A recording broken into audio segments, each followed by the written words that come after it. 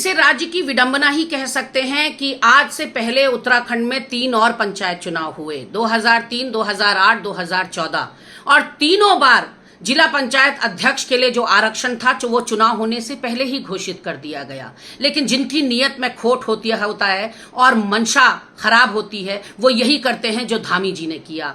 उन्होंने आरक्षण को रोक लिया जिला पंचायत अध्यक्ष के, और चुनाव संपन्न होने के बाद आरक्षण की सूची जारी करी, जो पूरी तरह से मनमाने ढंग से तैयार की गई है और जिसमें पूरी तरह से धांधली का आरोप कांग्रेस पार्टी लगा रही है। और वो आरोप लगाने के पीछे हमारे पास ठोस कारण है, ठोस आधार है।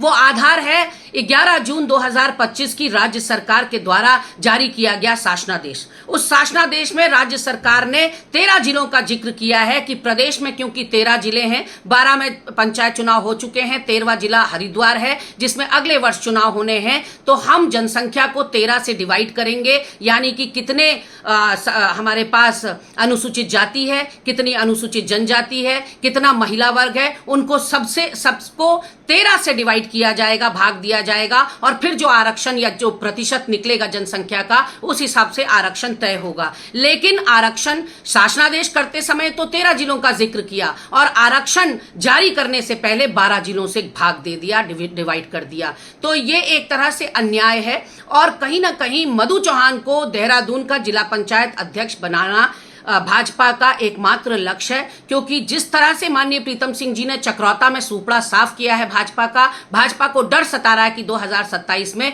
पूरे प्रदेश से ऐसे ही सुपड़ा साफ प्रीतम सिंह करने की कुव्वत रखते हैं। यहां पर उनका जिक्र करना जरूरी है, जो सुरेश महाजन बनाम मध्य प्रदेश सरकार का केस सुप्रीम कोर्ट ने उसमें जजमेंट दिया था और कहा था कि आपको ट्रिपल टेस्ट कराना जरूरी है पंचायत चुनाव में, और ट्रिपल टेस्ट में उन्होंने कहा था कि आपको आयोग गठित करना होगा। उत्तराखंड ने भी आयोग गठित किया, जस्टिस वर्मा कमेटी, जो कि एकल कमेटी है, और जस्टिस वर्मा के जितने भी सजेशंस हैं, जितने भी उन्होंने यहां पर बातें रिकमेंड की, उनको सब हाशिए पर रख दिया धामी सरकार ने। ये कमेटी गठित ही क्यों हुई? इस कमेटी की अगर माननी नहीं थी, सुननी नहीं थी और अपनी मर्जी चलानी थी, तो फिर ऐसी कमेटियों को गठन करने का क्या मतलब है? और कहीं ना कहीं ये सुप्रीम कोर्ट की अवमानना और अवहेलना भी मैं इसको देखती हूं कि आप जस्टिस वर्मा की पीठ की एक नहीं सुन रहे।